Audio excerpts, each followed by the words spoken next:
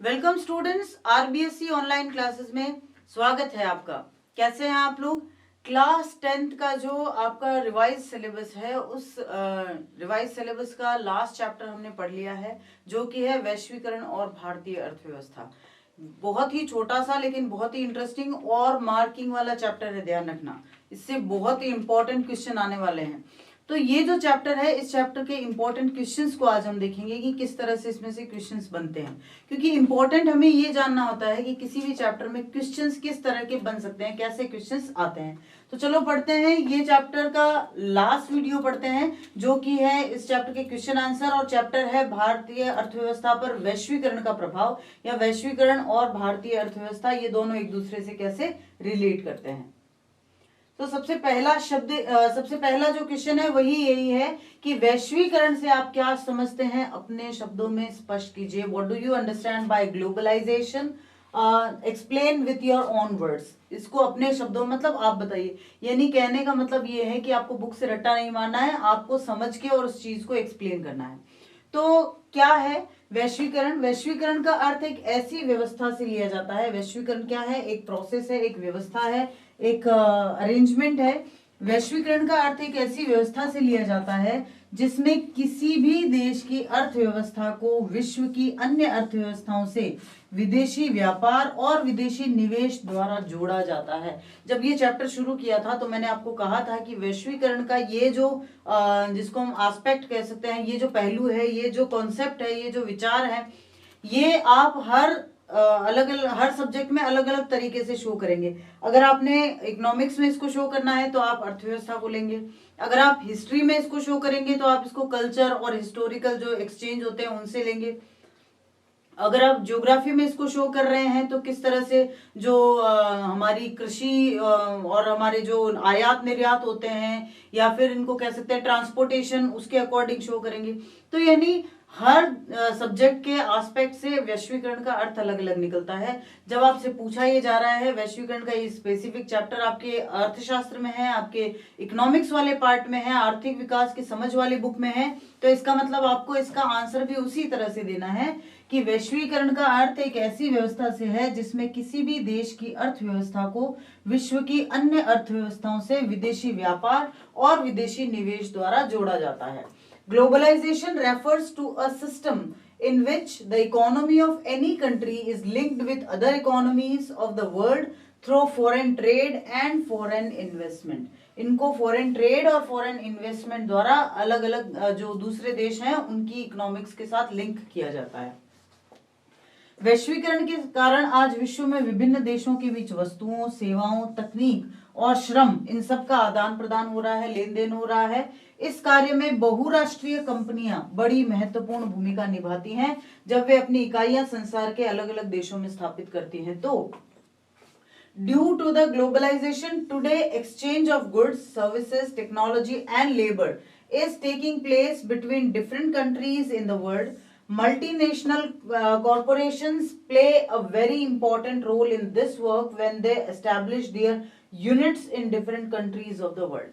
तो इस तरह से अगर हम अर्थव्यवस्था के लिहाज से देखें तो ये जो ग्लोबलाइजेशन का प्रोसेस है, ये जो वैश्वीकरण की प्रक्रिया है, इसको करने में सबसे बड़ा पार्ट, सबसे बड़ा अहम जो हिस्सा है वो एमएनसीज निभाती हैं। एमएनसीज यानी मल्टीनेशनल कॉरपोरेशन, जो अलग अलग देशों में अपने ब्रांचेस को स्थापित करती है। ठीक है ना? तो ये जो आदान प्रदान हो रहा है ये बहुराष्ट्रीय कंपनियां बहुत अच्छे से कर रही हैं।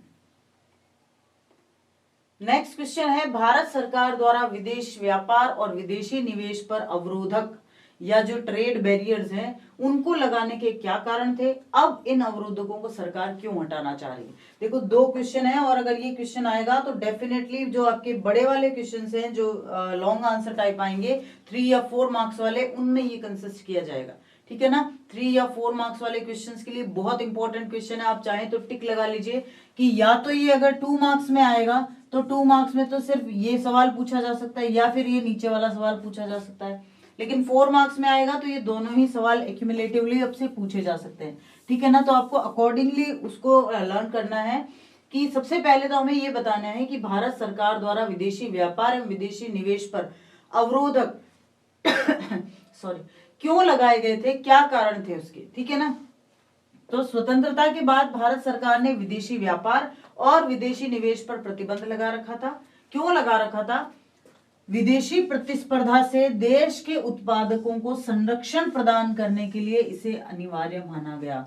ये माना गया भारत सरकार द्वारा कि अभी से अगर हम फॉरेन इन्वेस्टमेंट आना शुरू हो जाएगा, फॉरेन की जो चीजें हैं, प्रोडक्ट्स हैं, वो आने लग जाएंगे, तो हमारे जो प्रोड्यूसर्स हैं, हमारे यहाँ के जो प्रोडक्ट मेकर्स हैं, वो उसके साथ compete नहीं कर पाएंगे, वो उसके साथ प्रतिस्पर्धा नहीं कर पाएंगे और वो पीछे रह जाएंगे, और इसी तरह अल्टीमेटली नुकसान हमारे देश को खुद को होगा। तो इसलिए ये ट्रेड बैरियर्स, ये अवरोधक लगाए गए थे। 1950 और 1960 के दशक में उद्योगों की स्थापना हुई और इस अवस्था में इन नवोदित यानी नए उदय हुए देशों उद्योगों को आयात में प्रतिस्पर्धा की अनुमति नहीं दी गई। इसीलिए भारत ने केवल अनिवार्य चीजों जैसे मशीनरी, उर्वरक और पेट्रोलियम के आयात की ही अनुमति दी और कुछ भी चीज को इंपोर्ट नहीं किया जाता था। आज हम देखते हैं ना, हर चीज, हर ब्रांडेड, जो बाहर के ब्रांड है, जो फॉरेन ब्रांड्स हैं, वो भी हमारे यहाँ बिकते हैं। पहले ऐसा नहीं होता था। So the question is, what were the reasons for the imposition of restrictions on foreign trade and foreign investment by the government of India at the time of independence? तो इसका आंसर हम ऐसे दे सकते हैं कि post independence the Indian government had placed restrictions और trade barriers, इसको restrictions की जगह आप ट्रेड बैरियर्स भी कह सकते हो, on foreign trade and foreign investment. It was considered essential to protect the country's producers from foreign competition. Industries were established in the 1950s and 1960s, and this stage, these budding industries were not allowed to compete in imports. Therefore, India allowed the imports of only essential items such as machinery, fertilizers and petroleum, और बाकी चीजों की जो है आयात करने की अनुमति नहीं दी गई थी. अब इसी क्वेश्चन का दूसरा पार्ट जो ये कहता है कि इन अवरोधकों को अब सरकार क्यों हटाना चाह रही है. Why did the government want to remove these barriers? अब क्यों हटाना चाह रही है? जब अवरोध लगाई दिए तो क्यों हटाने हैं अब? तो इसका आंसर आप ये लिखेंगे, सन 1991 में आर्थिक नीति में परिवर्तन किया गया. सरकार ने ये निश्चय किया कि भारतीय उत्पादकों को जो विश्व के बाकी उत्पादक हैं उनके साथ प्रतिस्पर्धा करनी ही होगी. इससे दो फायदे होंगे कि एक तो उनके प्रदर्शन में सुधार होगा और दूसरे वो अपनी गुणवत्ता में सुधार करेंगे. इसीलिए विदेशी व्यापार और निवेश पर से अवरोधकों को काफी हद तक हटा दिया गया. इसका अर्थ ये है कि वस्तुओं का सुगमता से अब आयात किया जा सकेगा और विदेशी कंपनियां अपने यहाँ कार्यालय और कारखाने भी स्थापित कर सकेंगी. सरकार द्वारा इन अवरोधकों और प्रतिबंधों को हटाने की इस प्रक्रिया को ही उदारीकरण कहते हैं. ठीक है ना. तो ये यहाँ आपके दो क्वेश्चन कवर हो रहे हैं. अगर आपसे ये पूछा जाए कि लिबरलाइजेशन या उदारीकरण क्या होता है और वो सरकार ने क्यों अपनाया, देखो क्वेश्चन को कई बार घुमा के पूछा जाता है. अब इसी क्वेश्चन को आपको इस तरह भी पूछा जा सकता है. यहाँ तो लिखा हुआ है कि अवरोधक हटाने के और क्या कारण थे. इसको घुमा के अगर पूछे तो ये पूछ सकते हैं कि भारतीय अर्थव्यवस्था में उदारीकरण को ना अपनाने के क्या कारण थे. बिल्कुल यही आंसर देना है. ठीक है ना. और फिर बाद में उदारीकरण क्यों किया गया, तो आपको यही आंसर लिखना है. सिर्फ शब्दों का हेरफेर हुआ है, जवाब में कोई हेरफेर नहीं करना है. In 1991, the economic policy was changed. The government decided that Indian producers would have to compete with the producers of the world, which would improve their performances of the country's producers and improve their quality too. So these were the two reasons that now the government of India wanted to compete domestic producers to the foreign producers. Therefore, restrictions or barriers on foreign trade and investments were largely removed. This means that goods can be easily imported and the foreign companies can set up their officials and factories here. Liberalization is the process of removing barriers and restrictions by the government. तो यहाँ की जो ये नीचे की दो lines है ना, इसमें आपको उदारीकरण की परिभाषा भी दे दी है कि सरकार द्वारा अवरोधक एवं प्रतिबंधों को हटाने की इस प्रक्रिया को ही उदारीकरण कहते हैं. Liberalization is the process of removing barriers and restrictions by the government. So liberalization is the process where government remove all the trade barriers. Okay. Next question क्या है श्रम कानूनों में लचीलापन कंपनियों को कैसे मदद करेगा? श्रम कानून क्या होते हैं? जब आपने दूसरा और तीसरा चैप्टर पढ़ा था, खास करके दूसरा चैप्टर, तो आपने बहुत अच्छे से पढ़ा था कि श्रम कानून या लेबर लॉज क्या होते हैं। जब हमने बात की थी ऑर्गेनाइज सेक्टर, अनऑर्गेनाइज सेक्टर, ठीक है ना, इन सब की बात की थी, तब हमने पढ़ा था कि श्रम कानून यानी लेबर लॉज ऐसे लॉ होते हैं जो कि लेबर जो कम्युनिटी होती है उनके हितों की रक्षा करते हैं, उनके इंटरेस्ट को प्रोटेक्ट करते हैं। तो श्रम कानूनों में लचीलापन कंपनियों को कैसे मदद करेगा? श्रम कानूनों में लचीलापन कंपनियों को महत्वपूर्ण मदद देगा। श्रम कानूनों में लचीलेपन से बहुराष्ट्रीय कंपनियां किसी देश में निवेश कर सकेंगे, जिससे नए उद्योग स्थापित होंगे, नए रोजगारों का सृजन होगा और साथ ही इन उद्योगों को कच्चे माल की आपूर्ति करने वाली स्थानीय कंपनियों का भी विस्तार होगा और उत्पादन की प्रक्रिया का आधुनिकीकरण भी होगा। क्योंकि जब बाहर की कंपनियां यहाँ आएंगी तो वो अपने साथ नई टेक्नोलॉजीज लेके आएंगी, तो टेक्नोलॉजी की वजह से हमारे यहाँ भी मॉडर्नाइजेशन होगा। श्रम कानूनों में लचीलेपन के बाद अनेक भारतीय कंपनियों को लाभ हुआ है। इन कंपनियों ने अपने उत्पादक मानकों को ऊंचा उठाया है, यानी कि जिस स्टैंडर्ड में वो प्रोडक्शन कर रहे थे उसको ऊंचा उठाया है। कुछ ने विदेशी कंपनियों के साथ सफलतापूर्वक सहयोग करके लाभ अर्जित किया है। जैसा हमने एक एग्जांपल दिया था कि किस तरह से फोर्ड और महिंद्रा एंड महिंद्रा का कॉम्बो हुआ था और उसकी वजह से दोनों कंपनियों को किस तरह से फायदा हुआ। फोर्ड को यहाँ अपने लिए बेस मिल गया और महिंद्रा एंड महिंद्रा को दोनों चीजें मिली, एक तो इन्वेस्टमेंट मिला, निवेश मिला, और दूसरा टेक्नोलॉजी मिली। So the question is, how will the flexibility of labor laws help companies? Flexibility in labor laws will help companies significantly. Flexibility in labor laws allow multinational corporations to invest in the country, due to which new industries will be established, new jobs will be created, as well as local companies supplying raw materials to these industries will expand and produce process will also be modernized. ये important factor है कि ये जो modernization की process है ये push होगी, ये बहुत ज्यादा पेस जो है अडॉप्ट करेगी। Many Indian companies benefited from the flexibility of labor laws. These companies raised their production standards. Some made profits by successfully cooperating with foreign companies. ठीक है ना, तो इस तरह से लेबर लॉज जो है वो बहुत हेल्प करेंगे इंडिया में मॉडर्नाइजेशन और लिबरलाइजेशन के लिए। अब क्वेश्चन है, ये भी बहुत इंपॉर्टेंट क्वेश्चन है। जिस तरह से हम लिबरलाइजेशन वाला क्वेश्चन को इंपॉर्टेंट लगा रहे हैं, ये भी बहुत इंपॉर्टेंट क्वेश्चन है कि दूसरे देशों में जो बहुराष्ट्रीय कंपनियां होती है, जो एमएनसीज होती है, वो किस प्रकार उत्पादन पर अपना नियंत्रण स्थापित कर लेती है। बहुराष्ट्रीय कंपनियां वो कंपनियां हैं जो एक से अधिक देशों में उत्पादन पर नियंत्रण अथवा स्वामित्व रखती है। ये कंपनियां उन देशों में अपने कारखाने स्थापित करती है जहां उन्हें सस्ता श्रम और अन्य साधन मिल जाते हैं, जहां सरकारी नीतियां भी उनके अनुकूल होती है। बहुराष्ट्रीय कंपनियां इन देशों की स्थानीय कंपनियों के साथ साथ संयुक्त रूप से उत्पादन करती हैं, लेकिन अधिकांशतः बहुराष्ट्रीय कंपनियां स्थानीय कंपनियों को खरीद कर वो उनको जो है टेक ओवर कर लेती है और उत्पादन का प्रसार करती है। How do MNCs establish control over production in other countries? This is the question. Multinational companies are companies or corporations that control or own production in more than one country. These companies set up their factories in countries where they can get cheap labor and other means. Where government policies are also favorable to them, MNCs produce jointly with the local companies in these countries, but most MNCs expand production by buying local companies. तो ये दो तरीके होते हैं, या तो वो उनके साथ मिलके काम करती है, उनके साथ एक जॉइंट वेंचर एस्टेब्लिश करती है, और या फिर उन कंपनियों को खरीद ही लेती है। अब इसका एक एग्जाम्पल देखिए, जैसे एक अमेरिकी बहुराष्ट्रीय कंपनी कारगिल फूड्स ने बहुत छोटी भारतीय कंपनी परख फूड्स को खरीद लिया है। बहुराष्ट्रीय कंपनियां एक तरीके से उत्पादन को नियंत्रित करती है। विकसित देशों में बड़ी बहुराष्ट्रीय कंपनियां छोटे उत्पादकों को उत्पादन के लिए बोल देती है, ऑर्डर देती है उनको, चाहे इसमें कपड़े हो सकते हैं, जूते चप्पल हो सकते हैं और खेल का सामान भी हो सकता है, जिनकी विश्व भर में छोटी बड़ी संख्या में छोटे छोटे उत्पादकों द्वारा उत्पादन किया जाता है।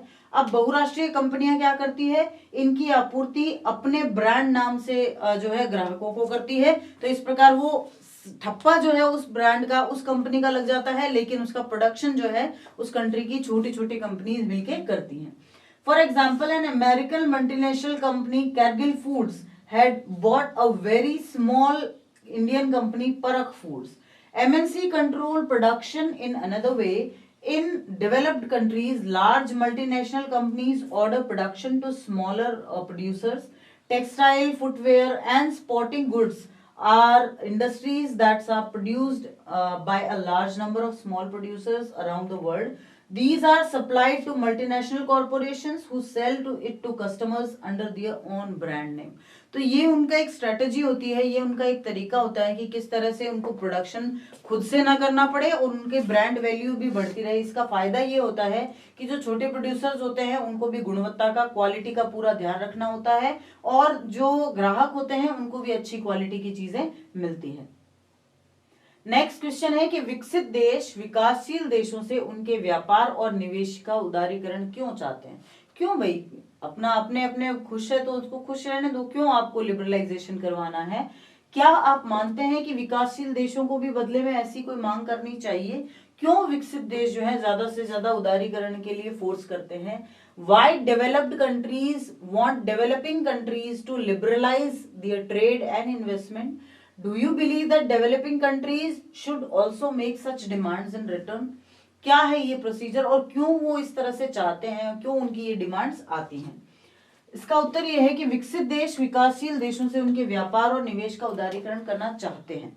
क्यों चाहते हैं? इनका मानना ये है कि विदेश व्यापार और विदेशी निवेश पर सभी अवरोधक हानिकारक हैं, इसलिए कोई अवरोधन, कोई बाधा, कोई भी जो है बैरियर नहीं होना चाहिए।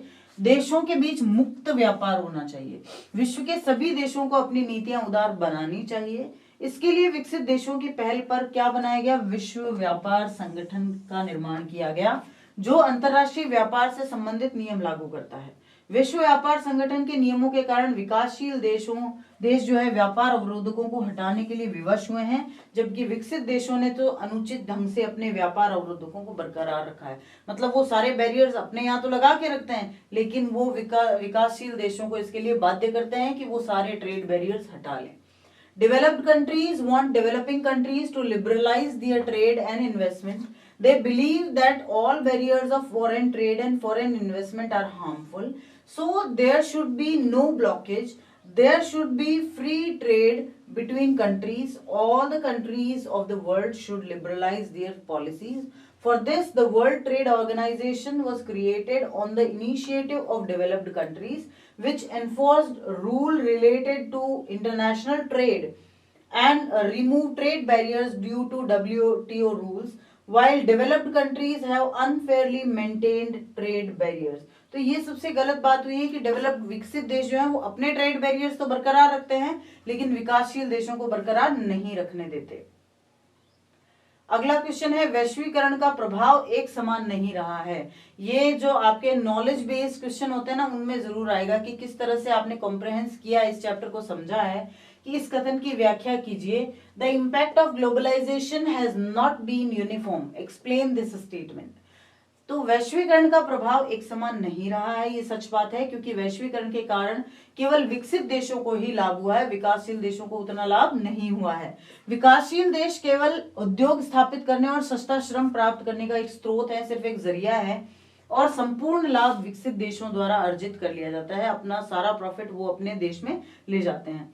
विकासशील देशों में छोटे उद्योग और कंपनियां मुनाफा कमाने और बाजार में अपना माल लाने में लगातार चुनौतियों का सामना कर रहे हैं। The impact of globalization has not been uniform because only the developed countries have gained profits due to globalization. The developing countries are only a source of setting industries and getting cheaper labor, and the entire profits are earned by the developed countries. The small industries and companies in developing countries have constantly been facing challenges in terms of earning profits and bring their goods in the market. तो अगर हम ये कहें कि जो वैश्वीकरण हुआ है उसका वितरण पूरे विश्व में समान नहीं हुआ है, उसका फायदा जो है वो पूरे विश्व के देशों को एक बराबर नहीं मिला है। अगला क्वेश्चन है, व्यापार और निवेश नीतियों के उदारीकरण ने वैश्वीकरण की प्रक्रिया में जो है किस प्रकार सहायक सिद्ध हुई है। ये जो ट्रेड होता है या फिर जो लिबरलाइजेशन होता है, how has liberalization of trade and investment policies helped the globalization process. तो ये जो लिबरलाइजेशन है ये ग्लोबलाइजेशन में कैसे हेल्प करता है, यानी कि उदारीकरण से वैश्वीकरण में किस प्रकार सहायता मिलती है। व्यापार और विदेश नीतियों के उदारीकरण ने वैश्वीकरण की प्रक्रिया में मदद की, क्योंकि इसने व्यापार बाधाओं को दूर करने में मदद की। ये जैसे ही ट्रेड बैरियर्स हटे तो ट्रेड जो है वो एक दूसरे देशों में आसान हो गया। इसने विदेशी व्यापार और निवेश को आसान बना दिया। खरीदारों की पसंद का भी विस्तार हुआ है, क्योंकि अब उन्हें न केवल घरेलू कंपनियों द्वारा बल्कि विदेशी कंपनियों द्वारा निर्मित उत्पादों को चुनने का भी मौका मिलता है। व्यापारियों के बीच प्रतिस्पर्धा के परिणाम स्वरूप उत्पादों की सस्ती कीमत मिलती है। और उदारीकरण ने वैश्वीकरण का प्रसार किया है, क्योंकि निर्यात और आयात की निर्णय लेने की शक्ति अब व्यापारियों के खुद के पास है कि उनको एक्सपोर्ट करना है, नहीं करना है, इंपोर्ट करना है, कितना करना है, वो सब। The liberalization of trade and investment policies helped the globalization process because it has helped in the removal of trade barriers. It has made foreign trade and investment easier. The choices of the buyers have also expanded, as now they get to choose products manufactured by not only domestic companies but also by the foreign companies. Competition among traders has resulted in the cheaper price of products. Liberalization had spread globalization, as the decision-making power of export and import now lies with the businessmen themselves. तो सबसे पहला तो investment इधर से उधर हुए हैं, दूसरा जो व्यापारिक बाधाएं हैं वो खत्म हुई हैं, तीसरा जितने भी जो ट्रेड है उनमें कंपटीशन की वजह से कीमतें कम हुई हैं, और चौथा उसमें गुणवत्ता का भी प्रसार हुआ है। नेक्स्ट क्वेश्चन है, विदेशी व्यापार कैसे विभिन्न देशों के बाजारों को एकीकरण की ओर ले जाता है। यहाँ जो है उदाहरणों के जो दिए हुए हैं उनके अलावा भी आपको एग्जाम्पल देने हैं, आपकी बुक में जो एग्जाम्पल दिए हैं उनके अलावा भी। How does foreign trade lead to integration of makers across markets across countries, explain with an example other than those given here. विदेशी व्यापार ने सभी देशों के बाजारों का एकीकरण किया है। ये तो हमें मानना पड़ेगा कि अब पूरे बाजार जो है वो इंटीग्रेटेड हो गए हैं। विदेशी व्यापार के कारण उत्पादक अपने माल को दूसरे देशों के बाजारों में प्रतिस्पर्धा और निर्यात करने में सक्षम है। न केवल विक्रेता के लिए बल्कि खरीदार के लिए भी अपने देश से बाहर सामान प्राप्त करने के अवसर मिल जाते हैं। आप चले जाओ, आप ब्रिटेन में जाओगे, वहां आपको आपके फेवरेट वाले जो हैं सारे जो चिप्स मिल जाएंगे, आपको यहाँ मिल जाएंगे, आपको कहीं भी मिल जाएंगे। मतलब चाहे आप एग्जाम्पल ले लो छोटा सा कि खाने की जो चीजें हैं वो आपको कहीं भी मिल जाएगी। साड़ी जो इंडियन लेडीज पहनती है वो विश्व के किसी भी देश में उसका आउटलेट मिलेगा आपको। क्यों मिलेगा, सारे देशों में साड़ियां थोड़ी पहनते हैं, लेकिन चूंकि अब विदेशी व्यापार होता है दूसरी जगह, जो हमने थर्ड चैप्टर हिस्ट्री का पढ़ा था, जो फ्लो होते हैं, flow of labour, flow of trade, तो उनकी वजह से लोग इधर से उधर जाते जाते हैं, उनको सामान चाहिए होता है तो वो वहां भी बिल्कुल अच्छे से अवेलेबल हो जाता है। न केवल विक्रेता के लिए बल्कि खरीदार के लिए भी अपने देश से बाहर से सामान प्राप्त करने के अवसर प्रदान किए जाते हैं।